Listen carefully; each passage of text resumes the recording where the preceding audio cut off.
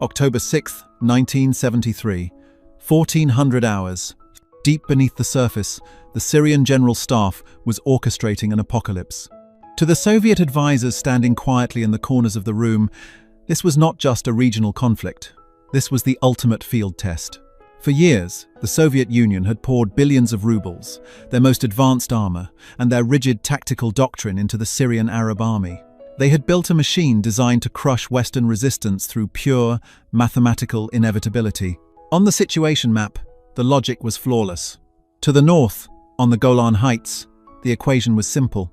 1,400 Syrian tanks were revving their engines. Facing them, scattered across the rocky volcanic plateau, were fewer than 180 Israeli tanks. The ratio was nearly 10 to 1. In specific breakthrough sectors, it was closer to 15 to 1. A Soviet senior military advisor, let us call him Colonel Volkov, watched the markers move on the map. He checked his watch. The sun was setting. It was Yom Kippur, the holiest day of the Jewish calendar. The Israeli reservists were at home, fasting. Their radios were silent, their guard was down. According to the Soviet wargaming models run in Moscow, the Syrian armored columns should sweep across the Golan and reach the Jordan River within 24 hours. There was no variable in the equation that allowed for defeat. The sheer mass of Soviet steel was a physical law that could not be broken. The offensive began with an artillery barrage that turned the horizon into a wall of fire. Then, the steel tsunami rolled forward. 3 massive infantry divisions, spearheaded by hundreds of T-55 tanks and the brand new, terrifying T-62 tanks, crossed the Purple Line. For the first 6 hours, the mood in the Damascus bunker was professional, bordering on jubilant. The reports flowed in. The Israeli minefields were breached. The anti-tank ditches were bridged. The sheer weight of the offensive was crushing the thin line of defenders. Volkov nodded approvingly. The T-62 tank, with its 115mm smoothbore gun, was superior to anything the Israelis possessed on paper. It had better armor, and, crucially, it had modern, active infrared night vision systems. The Israelis did not. As night fell over the Golan, the Syrian advantage should have become absolute. The Soviet advisors expected the Israeli defense to collapse into chaos under the cover of darkness. But as midnight approached on October 6th, the rhythm of the teleprinters changed. The reports coming from the 7th Infantry Division in the northern sector were inconsistent. They were not reporting a breakthrough, they were reporting heavy resistance. Volkov frowned. Resistance? From whom? Intelligence stated there was barely a battalion of tanks facing them in that sector. The mathematics said those Israeli tanks should have been overwhelmed, flanked, and destroyed by volume of fire hours ago. Then, a frantic voice transmission crackled over the radio network, intercepted and relayed to the command center. It was a Syrian battalion commander from the lead echelon. He was screaming. He claimed he was taking fire from phantom tanks. He reported that his lead company of 10 tanks had been liquidated in less than 2 minutes. Liquidated? A Syrian general asked, grabbing the handset. By air support? Is the Israeli Air Force active? No air support. The voice crackled back, panic rising in the pitch. Direct fire, long range. We cannot see them. They are shooting us from the darkness. They are hitting us from 3,000 meters. The bunker fell silent. Volkov exchanged a worried glance with his colleagues. This was technically impossible. The battle was taking place in pitch blackness. The Israelis were operating older Western tanks, modified Centurions and Patterns. These machines did not possess the technology to engage targets effectively at 3,000 meters in daylight, let alone at night without infrared searchlights. And yet, the reports kept coming. 1 T-55 tank destroyed, then another, then an entire platoon of T-62 tanks burning. By dawn on October 7th, the confusion had curdled into a cold dread. The map did not look right. The red markers representing the Syrian offensive were not sweeping down to the Sea of Galilee. They were bunching up, stalling in a narrow corridor that would soon be known as the Valley of Tears. The Soviet advisors began pulling technical schematics. They scrutinized the data on the Israeli order of battle. They looked for the presence of secret weapons. Had the Americans shipped a new guided missile system overnight? Were there NATO mercenaries in the turrets? The numbers were horrifying. In one sector, a single platoon of 4 Israeli tanks was holding back an entire Syrian brigade. The Syrians would crest a ridge, expecting to find the enemy routed, only to be met with devastatingly accurate fire that targeted the weak points of their armor, the turret rings, the fuel cells. The precision was surgical. It was mechanical murder. The confusion in the bunker deepened when reconnaissance photos arrived later that morning. They showed the battlefield. It was a graveyard. Dozens, then scores, then hundreds of Soviet-supplied tanks lay smoking on the basalt rocks. Their turrets were blown off. Their hulls were blackened. Volkov stared at the grainy images. He saw the wreckage of the Soviet Union's best export technology. The T-62 tank was designed to be the apex predator of the battlefield. It was low-profile, heavily armored, and packed a punch that could penetrate any NATO tank. Yet here, in the Golan, they were being slaughtered by tall, boxy, clumsy-looking tanks that looked like relics from the 1950s. It defies logic, one of the junior analysts muttered, tracing the line of destroyed vehicles. The Israelis are outnumbered 14 to 1. Their tanks are slower. They have smaller guns. They have no night vision. How are they stopping the advance? This is the question that haunts military historians and haunted the Kremlin in 1973. How does a force that should be mathematically extinct stop an unstoppable object? The answer lay not just in the metal, but in a secret adaptation, a ghost in the machine that the Soviets had completely overlooked. Before we dive into the mystery of the Valley of Tears and the investigation that followed, if you want to understand the hidden mechanics of global conflict and the untold stories of military history, make sure you subscribe to Cold War Impact. We decode the declassified files to show you how the world really works. Back in Damascus, the situation was spiraling. The Syrian commanders were accusing their tank crews of cowardice. The tank crews were accusing their commanders of sending them into a trap. But the Soviet advisors knew better. They knew the Syrian crews were brave. They were dying in their hundreds, pressing the attack. The problem was something else. By the afternoon of October 7th, a new report arrived from the front. A Syrian recovery vehicle had managed to drag a disabled Israeli tank back to their lines before being forced to retreat. It was a Centurion, but it looked wrong. The barrel was different. The engine deck was modified. It was covered in strange reactive plates and stowage boxes. Volkov ordered the technical team to the front immediately. They needed to see this machine. They needed to understand what was killing their T-62 tanks before the entire offensive collapsed. They had to know if this was a new American superweapon or something else entirely. As they prepared to leave Damascus for the front lines, the artillery thunder in the distance grew louder. The Israelis weren't just holding. They were starting to push back. The Soviet doctrine relied on mass. It relied on the idea that quantity has a quality all its own. But in the volcanic dust of the Golan Heights, that quality was failing. The advisors were about to step into a crime scene where the victim was their own ideology and the killer was a mystery wrapped in British steel and American engineering.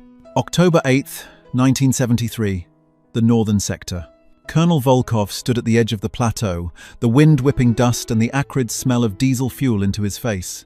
He was no longer in the comfortable abstraction of the Damascus bunker. He was a few kilometers from the front line, at a chaotic staging area where the remnants of the Syrian 7th Infantry Division were trying to regroup. What he saw defied the laws of military science. The Syrian army was equipped with the T-55 and T-62 tanks. These were low-slung, aggressive machines designed to present the smallest possible target to the enemy. They were the embodiment of the Soviet philosophy. Hard to hit, harder to kill. In contrast, the British-made Centurion, the tank the Israelis were using, was a dinosaur. It was tall, boxy, and flat-sided.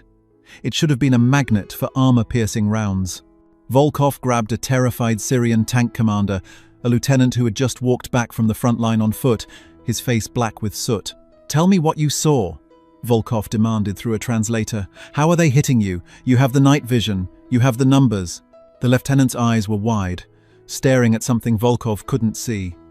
"We don't see them until we burn," he whispered. "We turn on the infrared searchlights to find a target. We scan the darkness. We see nothing. But the moment we turn on the light, a shell hits us. It is as if the light attracts the bullet." Volkov cursed. The T-62 tanks utilized active infrared. To see in the dark, they had to project a beam of infrared light invisible to the naked eye, but visible to anyone with a viewing device. But the Israelis didn't have infrared viewers. Intelligence was certain of this. So how were the Israelis targeting a T-62 tank the instant it turned on its spotlight? It was as if the Israelis could see the invisible beam. The mystery deepened when Volkov examined the damage on a T-55 tank that had been towed back to the rear. The entry hole was small, clean, and terrifyingly precise. It wasn't a random hit.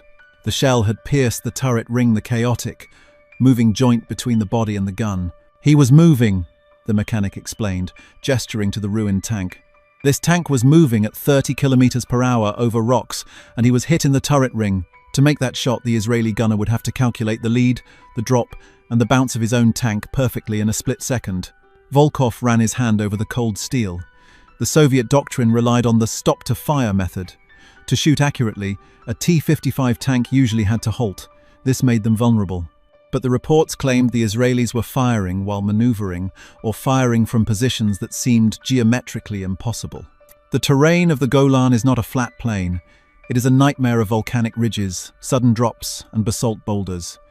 It is tank-killing country. The Soviet advisors had warned the Syrians that this terrain favored the defender, but they had calculated that the T-62 tank's superior power-to-weight ratio would allow them to swarm the obstacles. Instead, the terrain had become a weapon. Reports were coming in of pop-up attacks. A Syrian column would be advancing through a wadi, a dry riverbed. Suddenly, the turret of an Israeli tank would appear over the crest of a ridge, fire a shot that destroyed the lead tank, and then vanish backward before the Syrians could return fire. It is like fighting ghosts. The Syrian general complained, slamming his fist on the hood of a jeep. "Our guns cannot elevate enough to hit them on the high ridges, and they cannot depress enough to hit them when we are above them. They are dancing around us." Volkov looked at the map again. The Valley of Tears. That's what the soldiers were calling the breakthrough sector now. In a space of just a few kilometers, hundreds of Syrian tanks were burning. The smoke was so thick, it was creating an artificial twilight. But the most baffling piece of intelligence came from a radio interception recorded an hour prior. An Israeli company commander, codenamed Zvika, was heard coordinating his unit. The Soviet analysts listened to the tape, confused. "He is ordering tanks to move to position Aleph, then position Bet," the analyst said. "But, Colonel, listen to the background noise. We hear only one engine. We hear only one gun firing." Volkov listened. The analyst was right. It sounded like a single tank rushing back and forth, firing like a maniac, pretending to be a platoon. "One tank?" Volkov asked, incredulous. "You are telling me one tank is holding up a brigade?" "It seems so. Or he is moving so fast our crews think they are surrounded." The Soviet military worldview was crumbling. They believed in the collective, the battalion, the regiment. The idea that individual crew skill or a specific mechanical quirk could override mass formations was heresy. Yet, the evidence was piling up in the burning wrecks of the T-62 tanks. There was something about the Israeli tank itself that they were missing. Volkov remembered the dossier on the Centurion. It was developed in 1945. It was underpowered. Its range was short. By 1973, it should have been obsolete. Why was it moving with such agility in the volcanic rock? Why was it not overheating? Why was its rate of fire nearly double that of the T-62 tank? A disturbing thought entered Volkov's mind. The T-62 tank used a massive 115mm round. The brass casing was heavy. The interior of the tank was cramped, terribly cramped. To load the gun, the loader had to wrestle the shell into the breech, while the gun automatically ejected the spent casing. It was a violent, dangerous dance inside a steel box. After a few hours of combat, the Syrian loaders were exhausted. Their rate of fire dropped to 2 or 3 rounds per minute. The Israelis were reportedly firing 6, maybe 8 rounds per minute, and they had been fighting for 48 hours straight. "We need to see inside one of their tanks," Volkov said, his voice low. "Not a burnt-out hull. I need a functioning machine. I need to see the engine. I need to see the gun sights." As evening fell on October 8th, the tide began to turn, but not in the way the Soviets expected. The Syrians were running out of morale before they ran out of tanks.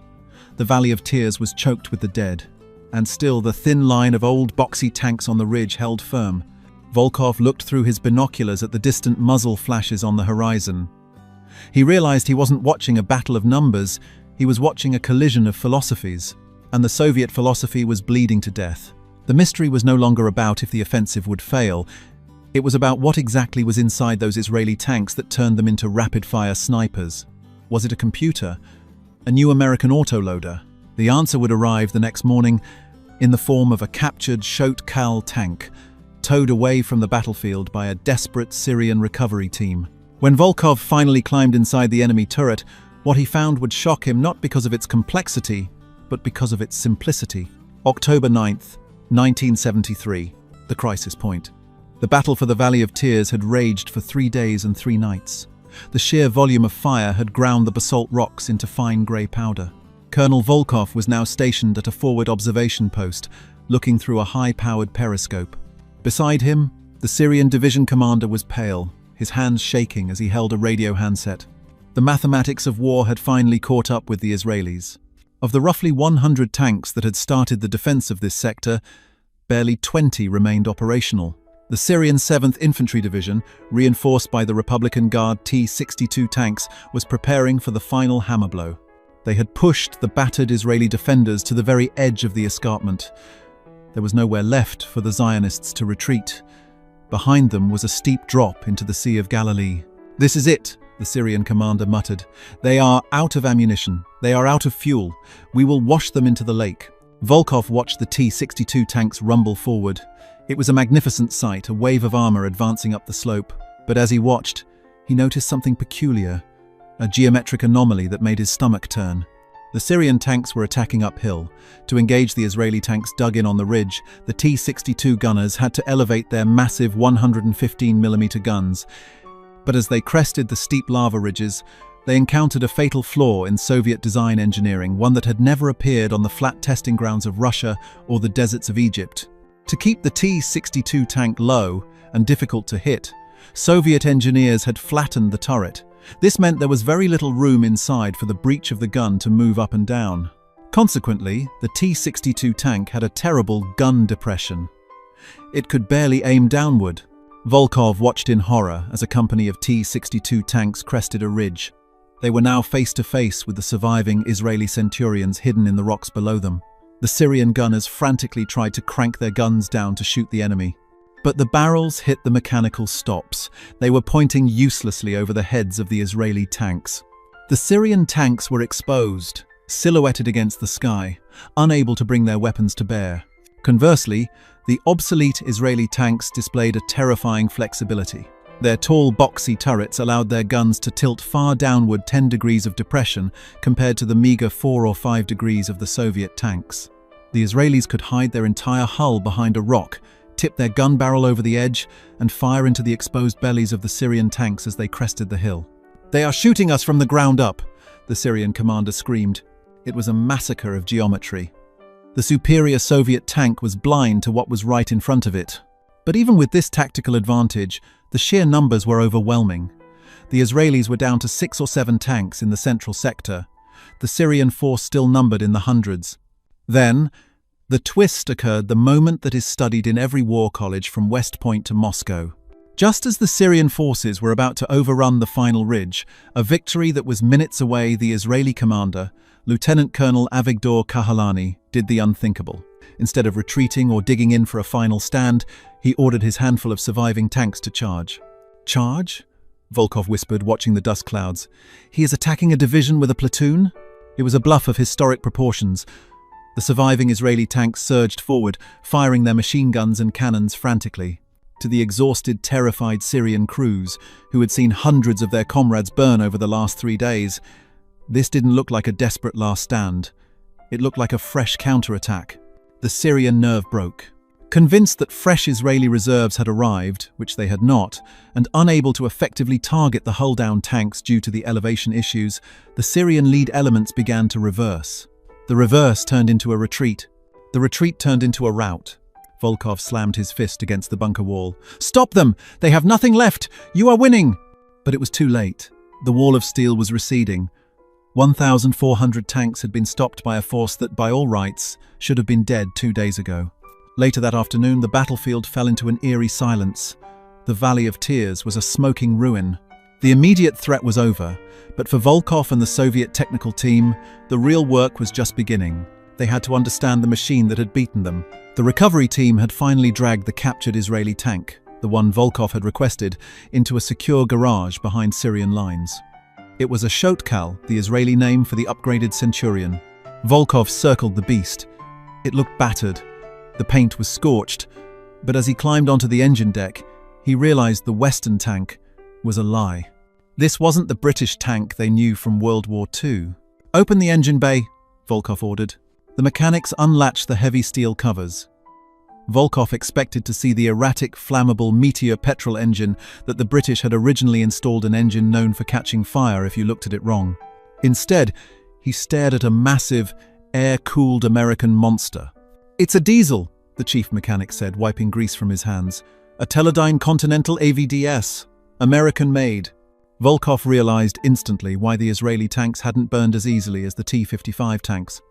Diesel fuel is much harder to ignite than petrol. The Israelis had taken a British chassis and transplanted an American heart into it. "And the transmission?" Volkov asked. "Allison CD 850. Automatic. Like a luxury car." Volkov felt a chill. The Soviet T-55 and T-62 tanks required brute strength to drive. The drivers had to hammer the gears with a sledgehammer sometimes. They were exhausted after 2 hours. The Israeli drivers, with this American automatic transmission, could drive for 24 hours with one hand on the yoke. They weren't just fighting better, they were fresher. But the engine was just the beginning. Volkov climbed into the turret. This was where the true secret lay.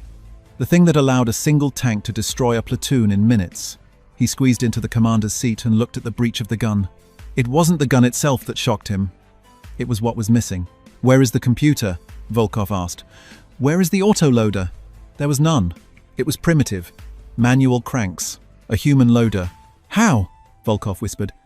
"How did they shoot faster than our autoloader?" He looked at the floor of the turret. It was covered in spent brass casings. He looked at the layout of the ammunition racks. And then he saw the modification that changed everything. The Israelis hadn't added technology. They had removed it.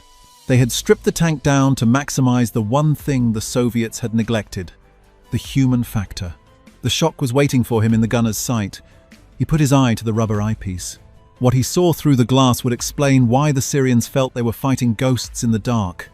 It wasn't magic. It was a piece of stolen technology that the Soviets had been warned about, but had arrogantly dismissed. October 10th, 1973. Behind Syrian lines. Colonel Volkov pressed his eye against the rubber rim of the Israeli gunner's sight. He expected to see a sophisticated electronic computer display, something that would explain the supernatural accuracy of the Zionist fire. He expected glowing red reticles, digital rangefinders, or perhaps a thermal overlay technology that the KGB rumors said the Americans were testing in Nevada. Instead, he saw a piece of glass. It was shocking in its banality. The sight picture was clear, incredibly clear, but it was analog. There were no dancing lights. Just a simple stadiometric rangefinder, a set of lines used to estimate distance based on the size of the target. It was almost identical to the sights used in World War II. Volkov pulled back, confused. "This is it?" he asked the Syrian engineer. "This is the ghost technology?" "It is a telescope." "Look closer, Colonel," the engineer said, pointing to the ammunition rack next to the loader's station. "It is not how they see, it is what they throw." Volkov moved to the ammo rack. He pulled out a heavy, sleek projectile. It didn't look like the explosive shells the Soviet tanks fired. The Soviet T-62 tank fired two main types of rounds: high explosive anti-tank, heat, and steel armor-piercing rounds. This Israeli round was different. It was the M392 APDS, armor-piercing discarding sabot. Volkov held the round, and suddenly, the physics of the Valley of Tears clicked into place. This was the secret. This was the killer. The Soviet doctrine relied on the concept of slope. The T-55 and T-62 tanks were designed with heavily sloped frontal armor. The idea was that a traditional steel shell would hit the slope and bounce off, or ricochet. It was a shield built on the laws of angles. But the APDS round in Volkov's hand was a cheat code against physics. The engineer explained, "It is a dart, Colonel, wrapped in a shoe, a sabot. When it leaves the barrel, the shoe falls off. The dart travels at 1400 meters per second. It is made of tungsten carbide. It concentrates all the kinetic energy of a massive gun into a point the size of a coin." Volkov realized the horror of the situation. The APDS round didn't care about the slope of the T-62 armor. It moved so fast and was so dense that it didn't bounce. It punched through the sloped steel like a needle through fabric. The invincible frontal armor of the T-62, which gave the Syrian crews so much confidence, was paper to this weapon. And the gun that fired it. Volkov looked at the breech again. Stamped into the metal was the designation, Royal Ordnance L7. This was the twist that made Volkov's blood run cold. The L7 gun wasn't American. It was British. And it had been born from a Soviet mistake years ago. In 1956, during the Hungarian Revolution, a Soviet T-54 tank had been driven onto the grounds of the British Embassy in Budapest by panicked rebels. The British had briefly examined it, realized their current guns couldn't penetrate its armor, and immediately developed the L7 specifically to kill Soviet tanks. The Syrians were being destroyed by a weapon designed 15 years ago specifically to hunt them. But the mystery of the night battle remained, the ghost attacks. How did the Israelis see the T-62 tanks in the dark without infrared gear? Volkov climbed out of the turret and walked to the front of the captured tank. He looked for the infrared searchlight. There wasn't one. Instead, mounted above the main gun, was a massive, boxy, xenon searchlight. "They have white light," Volkov noted. "Visible light. If they turn this on, they reveal their position to the whole world. It is suicide." "They didn't use the lights, Colonel." A survivor from the 7th Division spoke up. He was a platoon commander, bandaged and smoking a cigarette nearby. "They used our lights." Volkov froze. "Explain." "We were taught to use the active infrared," the commander said bitterly. "We turn on the IR spotlight. We look through our scope. We see the world in green. But the beam is a flashlight." Volkov understood instantly. The Soviet active IR technology was a trap. To see, the Syrian tank had to project a beam of infrared light. To the human eye, it is invisible. But to anyone with a basic passive night viewer, or even just looking closely at the source, the emitter glows a dull, angry red. And worse, when dozens of Syrian tanks turned on their IR beams in the dusty, smoky air of the Golan, the beams crossed. They illuminated the dust. They created a silhouette effect. The Israelis, sitting in the dark, didn't need to see the tanks. They just aimed at the source of the invisible beams.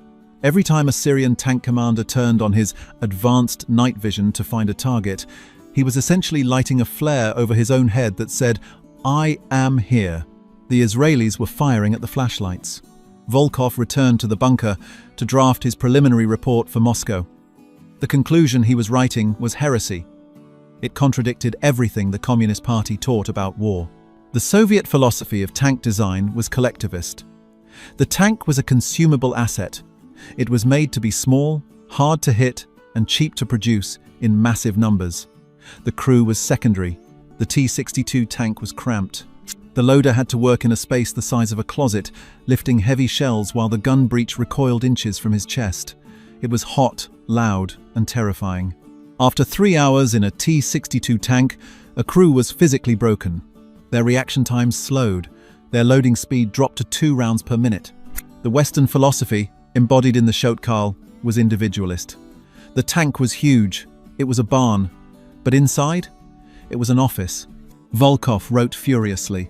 "The enemy tank is inferior in armor protection. It is inferior in top speed. It is a larger target. However, it possesses a decisive advantage: ergonomics." The Israeli loaders, standing on a flat turntable floor in a high-roofed turret, could grab rounds easily. They weren't fighting the machine was working for them. This explained the rate of fire.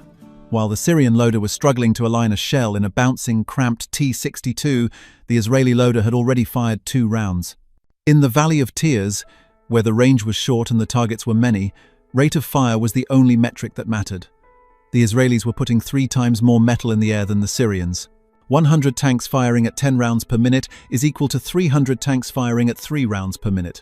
The math balanced out not because of the number of tanks, but because of the number of shells downrange. There was one final detail Volkov included in his report, a detail that would eventually lead to the development of the T-72 and T-80 tanks. During the interrogation of the captured tank, the mechanics found a specific handle near the commander's seat, the commander's override. In a Soviet tank, the commander commands. The gunner shoots. If the commander sees a target, he has to yell at the gunner, "Target left, traverse left."